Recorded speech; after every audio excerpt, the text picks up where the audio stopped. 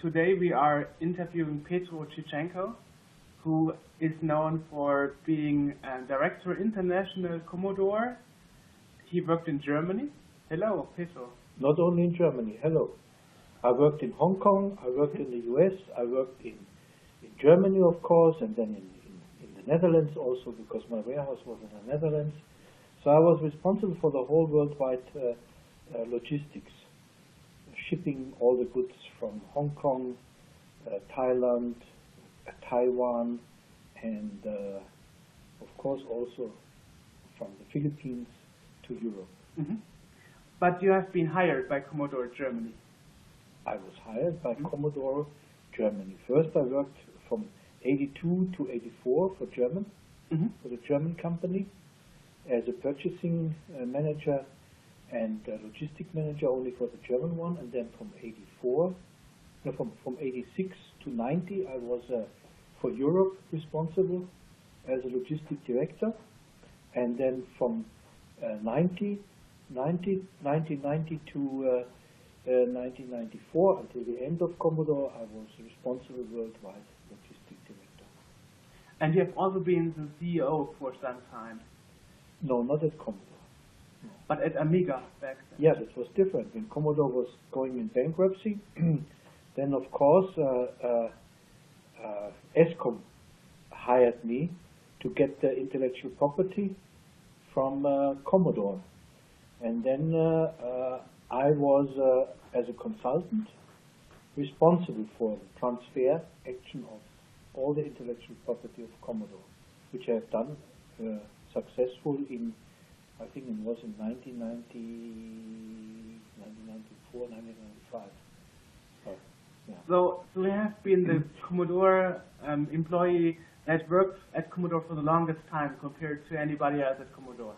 I don't know, but I started in 1982, and then I worked 12 years until the bankruptcy. And then, of course, I continued, but under the flag of ESCOM, and then ESCOM also went into bankruptcy, and then I continued my work for Gateway2000, which bought the Commodore and the Amiga intellectual property also. So in total you have been involved with the business from 1982 to 2001? Correct, yes. Okay. Tell us a bit, how did you start to get hired by Commodore? How did that happen actually?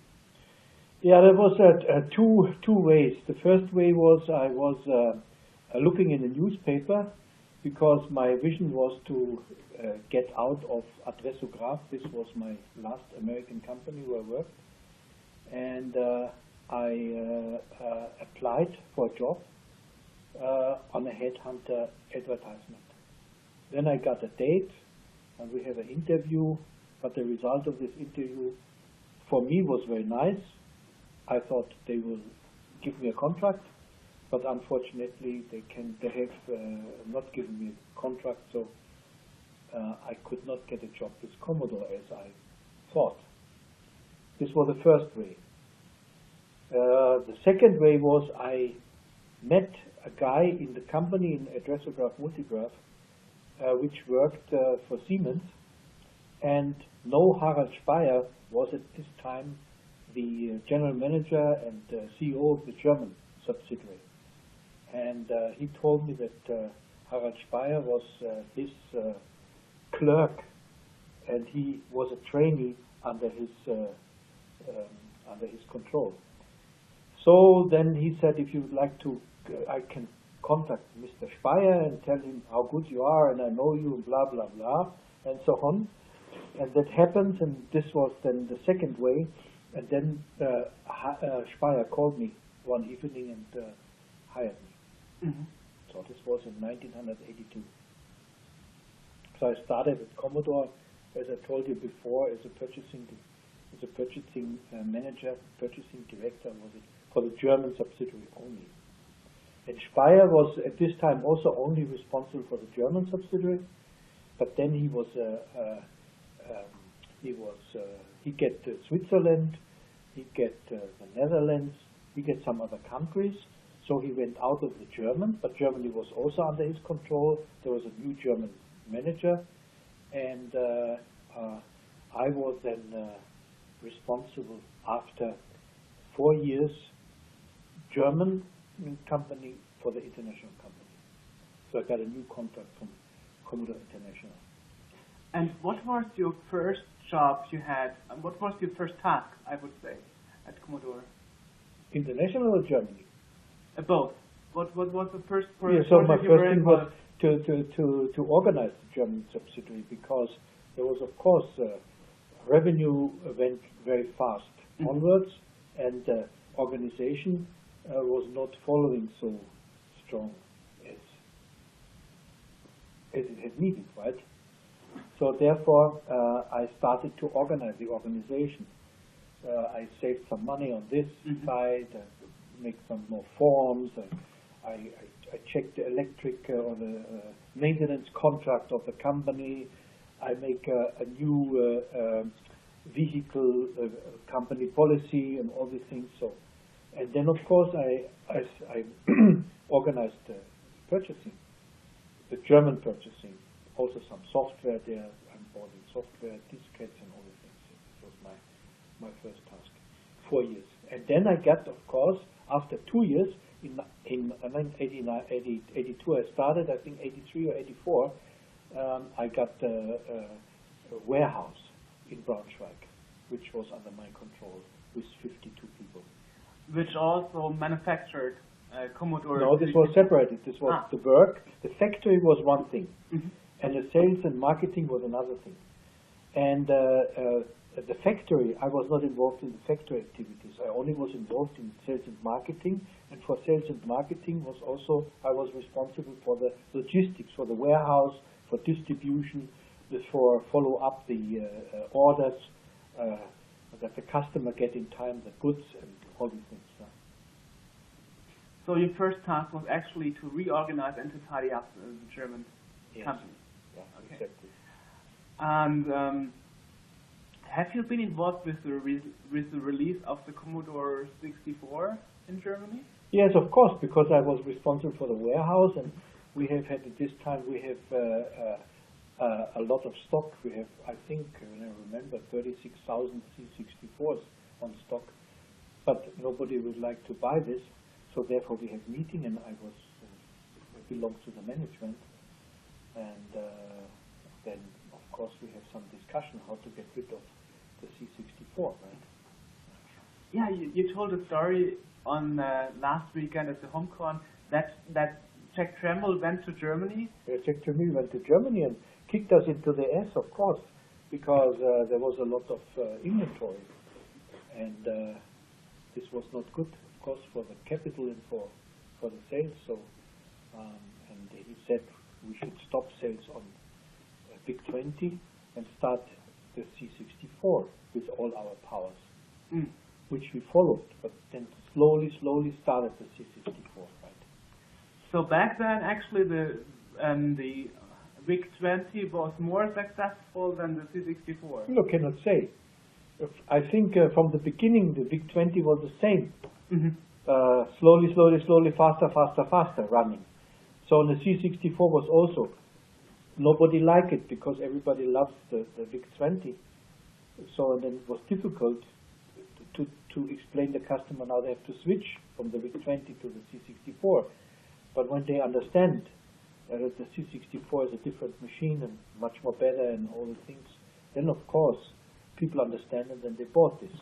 Then we have also no 64 anymore in our warehouse. And I was responsible for purchasing this in Far East, right? It was a tough job at this time as well.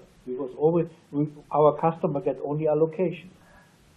They put orders in and then no stock was there. So allocation, they ordered 10,000, we supplied them maybe 2,000, right?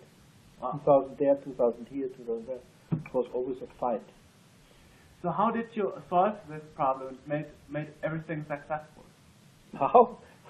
I was dependent, of course, because I was not responsible for the manufacturing plant. The manufacturing plant was under Sam Tremille in Hong Kong. And so I have to fight with these people, right? to get the right quantity for Europe. And as you know, the C64, the keyboard is integrated in the C64.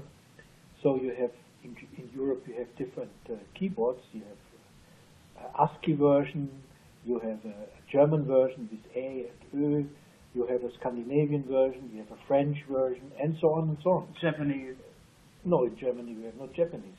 But anyway, the keyboard was different for each country, right? And the instruction manual was also French and Dutch and English and German and all the things. So it was not so easy if they manufactured for Germany with German manuals, with German keyboards. So how they can switch if there was a more demand maybe in UK or whatever. This was difficult, right? We have a lot of money we spent also for rework. They come, we cannot sell this in France, so we have to change the keyboard for the German one with German power supply. There's also different power supply and so on and so on. Changing this was a PAL, also TCAM, right, in French, and all the things. So we have to, this was a part of my logistic department to switch this, work together with the plant, hire some people, and changing all the things. Open the box, put out the manual, put out the other one, and so on. And you said in your presentation last week that actually Germany was the most successful country. I would say Europe in generally. The two most successful from the volume. I would not say from the margin, but the UK sold a lot of volume, and Germany of course as well, right? So this was the two biggest markets here. You know the numbers, of course. Why do you think the computers were more successful in Europe than in USA? I have no idea. I think Mr. Gould always put not so much money in advertisement. This was one of the reasons, I think, in the US. In Germany, we were free on all the things. We make revenue, we make profit, so we can spend, of course, all the money. And most of the Americans, they don't understand the German market. So we don't understand the US market. So they kept out of our market. When we had the figure, when we was successful on revenue, margin, and profit, so then they let us handling the things how we would like to perform. So that each location of Commodore was independent from their headquarters was actually a good thing for you. So you had free hand. No, it was not independent. There was Germany. Harald Speyer was responsible for the European thing, and then Mehdi Ali came, of course, at least the last president, and controlled the whole European subsidiaries, so that they can perform. They have done a forecast. They have to perform the forecast. They have to perform the margin. They have to perform everything. If they're not performing, then they have a lot of problems, right? And then, of course, the people, the general managers, was fired also when they cannot run the business in a correct way, how a company was working. Yes, you said earlier in the car that you think the hire and fire mentality was a big mistake in Commodore to change managers so fast. No, I don't think so. The good manager, they stayed. We have a lot of managers, they stayed a long time, right? But if they're not successful, of course, in small countries, there was more fluctuation. Right? That's why, because they didn't have the experience and they didn't know how to get the things going. So they had to be exchanged. These are salespeople. They were paid under the commission, and of course, if they cannot make the target and the goals, then if they cannot perform this, then of course they are not interested to work for Commodore. A lot of people in small countries, Scandinavian countries, Denmark, I remember, or Sweden or Finland, all around subsidiaries, they get by themselves out of the company. Then they hire new ones. Okay. It's not only because the CEO fired them. In big companies, in Germany, for example, we do not have any fluctuation. I cannot remember. There was also some general managers, but this was because they left the company and went to other companies. Because people working for Commodore was very they was very have a good value for other companies. So many companies come and said, "Hey, you work for Commodore, I would like to hire you." Okay. Then they left the company. Okay. And maybe then they are not so successful, and they come back to Commodore. Also. Did that happen actually? That happened, yeah. I Wow. think Stumpf went back, and then also Joost went back. Right, so. Wow. Yeah. Wow. So let's switch a bit, because the most time I think you remember is about the Amiga. How did you remember the Amiga time? Yeah, the Amiga time nobody knows. So I was not aware what is multimedia, right? This was a complete new word for myself as well. And we first heard about the Amiga when this was introduced in New York in the Rockefeller Center. There was a big party, and then it came to us, and we organized the Amiga show. We understand now what is multimedia, how this works, video link, video editing, and all the things. And then we make in the Alte Oper in Frankfurt a similar presentation like they have done this in New York. No? So that was the first time. You can read this all in my book, you know. Okay, yeah. I have all the things in my book. So, yeah, so actually we should say you are planning to release a book in April? Yes, April, we have to say 2014, right? Because I'm working already 2 years with Patrick Klöter on this book. There's a lot of work I have not understood before how much work this is, right? And reading and correction and all the mistakes and all the things. And I have a lector also. So it is not so easy as I thought. But last not least, I think we will finish in April, mid of April, maybe on my 71st birthday, on 16th of April. That would be great. Yeah, that would be a great date. Right? So we will include an URL in the video so people can check out the homepage. Okay. But actually, you are still looking for a translator for the book. Yeah. So we have, because you know, as you know, in 2001 when I left official Amiga, the new Amiga for Gateway and all this new investors, then I started my own business and was not so in touch with Amiga. I have other products, I have other things which I'm selling, and therefore I thought maybe I heard from my Indian friend that he has some Amigas on stock, and then I thought maybe it's a good thing if I contact my community, which was still available and which still wrote me from time to time of emails and Facebook and so on. And then I thought, okay, fine. So I reactivated without any profit the A1200s, and then I think I thought it's a good thing. It was a pain anyway for me, but I think it was okay. And now I finished this business as well, right? No Amigas anymore, maybe 10 or 15 units. Right, so that is a good sign in my book, and then I think it's time also to retire. but you're still in touch with the community, especially since you sold all those that were in stock in India. Yeah, of course. No, because they contacted me through Facebook.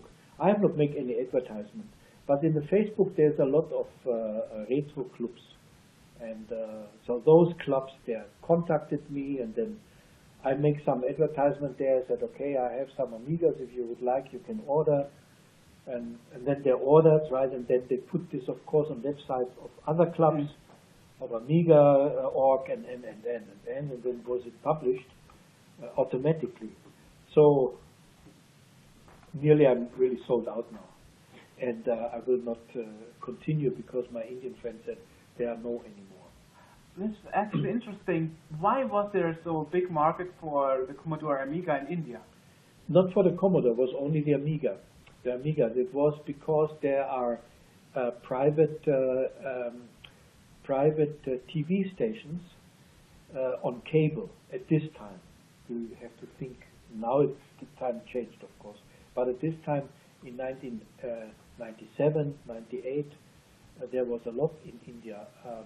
Private cable TV stations, and they were looking for a machine who could video editing, and the Amiga, you know, was predestinated for this.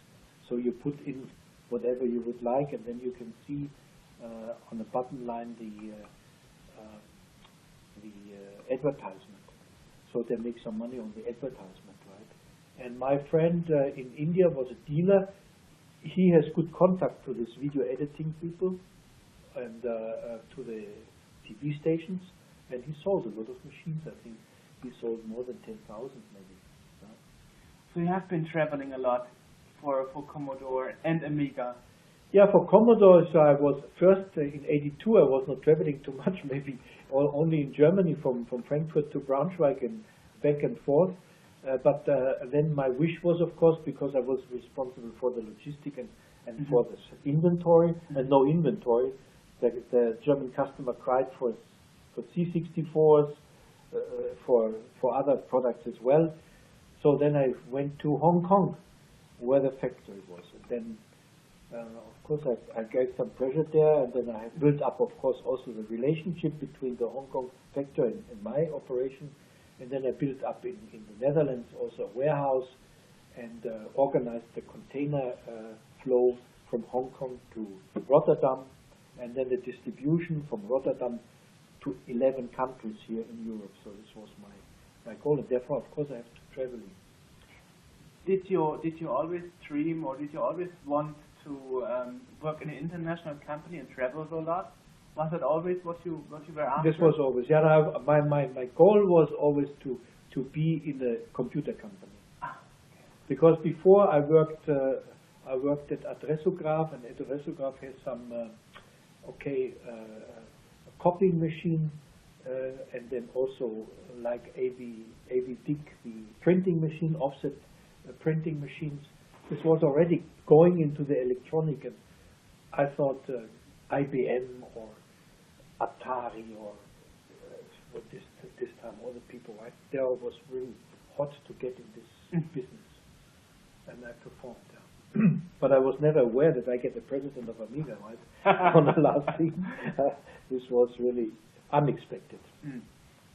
So what's the most remarkable knowledge and experience you have? What's the most remarkable event? The most remarkable event? Yes, for you personally. Oh, I cannot say this. There were so many events, I can tell you. They called me midnight, and then I have to go in the morning to Hong Kong for a meeting, and then I go to New York and with Mehdi, then Mehdi came, and all. I think was a lot of things, right?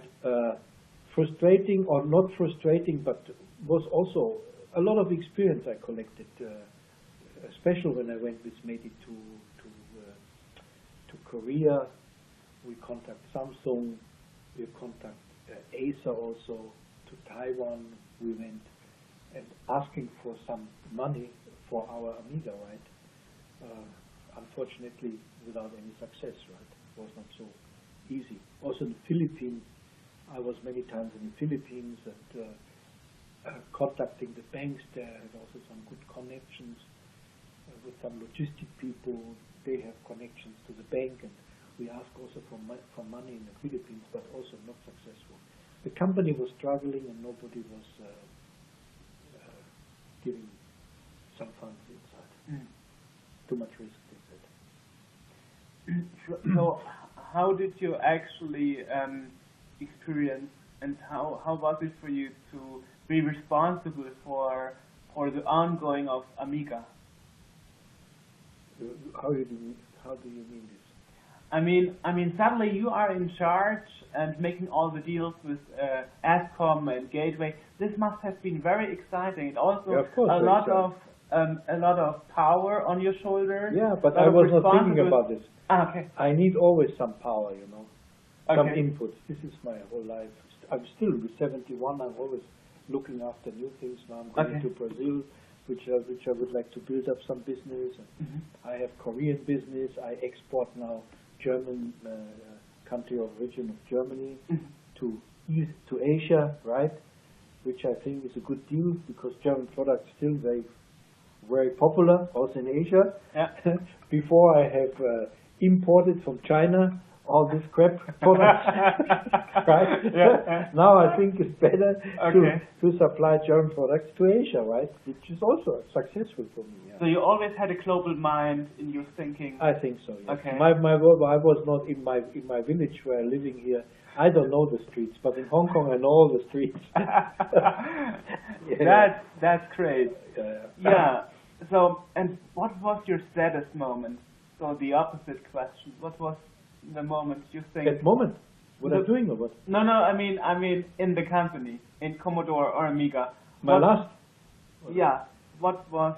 Yeah, but medially, he because you know when the company went bankruptcy at this time, all the general manager disappeared. So and you cannot run. It was Commodore was an international company, so they have a lot of subsidiaries, which was independent because there was a subsidiary in the country under the laws. For example, in Germany, the GmbH. In France, it was a LTD company. In UK, was a LTD company, and so on, with the general manager. So independent, of course, dependent from the mother company, because you got the products, you got the money, you have to supply, and so on. Commodore was a shareholder company. But when they went bankruptcy, one company after the other went bankruptcy. When the French company went bankruptcy, the first thing was the general manager disappeared. And then Mehdi called me and said, Petro, you should go to Paris, run the company until the end, liquidate everything. So I was proud on the one side, but I was not aware of the risk which I have, of course. I have had a lot of risk there. And in Paris, they sued me for $30 million.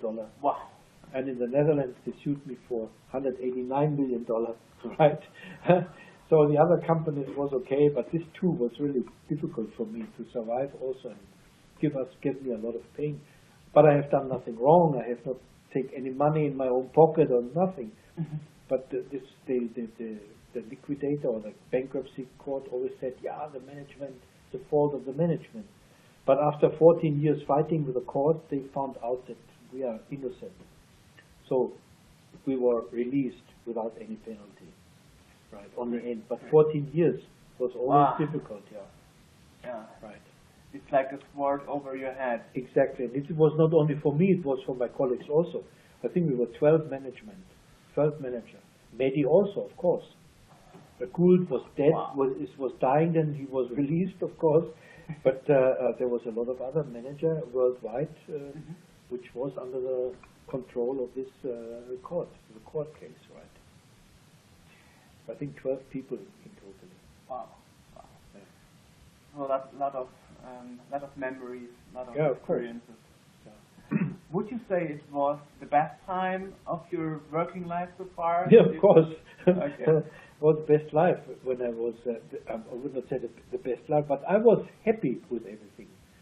Because the job was very interested, I was traveling around, my salary was also not so poor, right? I was not earning so much as, let's say, other people maybe in other countries, but on the end I was also happy to get some bonus, and Mehdi also treated me very nice, I cannot complain.